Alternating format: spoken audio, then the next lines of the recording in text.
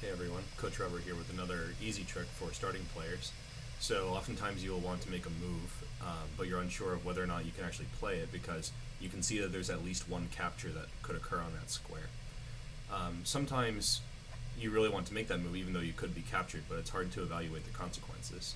One easy trick to avoid having to visualize and take a lot of time to imagine the position in your mind is you can just count the number of attackers and defenders and make decisions based on that. So here's one example. This is a very common opening position for starting players.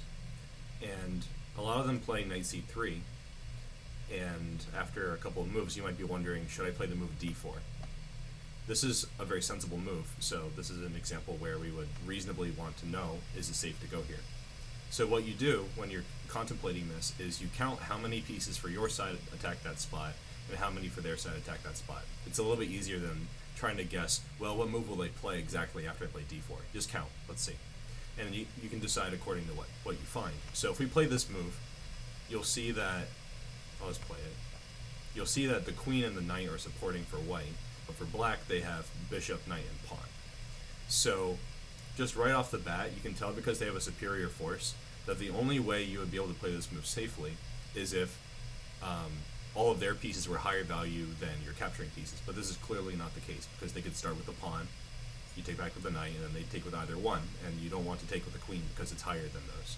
So if you have fewer attacking pieces, it's almost never a good idea to make that advancing move that you're hoping to play, unless you have some special circumstances that we'll talk about later.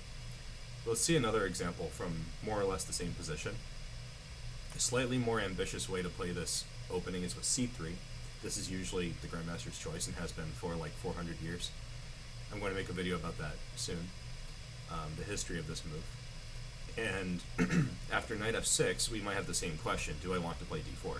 Clearly it's different because instead of having a knight on c3, we have a pawn. And you can see that that's helpful to our cause, but that doesn't mean that we should automatically play d4 just because in comparison it's better. It might still be bad. So we still have to count these attackers and defenders. So we've got pawn, queen, knight, 3, and knight, bishop, pawn, the same defending forces as in the last example. So here, since it's equal, you might still be sort of unsure, like, can I do it, can I not? I think the only time when you cannot play the move that you're hoping to play when there's an equal number of attackers and defenders is when your defending pieces are all stronger than theirs. So in this case, they're taking with a pawn, we can take back with a pawn, so there's no way that could go wrong.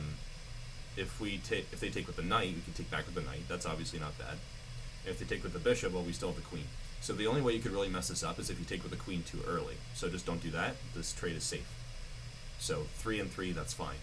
And clearly if you have a greater attacking force, as long as the first piece that you put out there is not higher value than any of the defenders, that should also be good.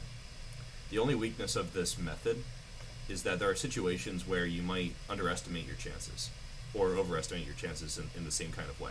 Basically, there are some situations where it's safe to play a move even though you have fewer attackers because all of your attacking forces are lower value than their defending forces, so they wouldn't want to make any additional trades. Similarly, you might want to make an advancing move, but you would be forced to capture with a high piece and then lose it. So let's see one example like that. So this is a little bit of a contrived opening. Basically nobody plays like this as far as I know. This was all just to show you a situation where black might play d5, and you can see that we have one pawn, two pawns defending this d5 square with their diagonal capturing, and white has 3 pieces, right? Knight, pawn, and the sneaky bishop over here. Make sure that you survey the whole board every time for this. And so it's, let me get rid of this arrow to make it more clear. So it's 2 against 3. So they have a greater attacking force. You might think I better not do that.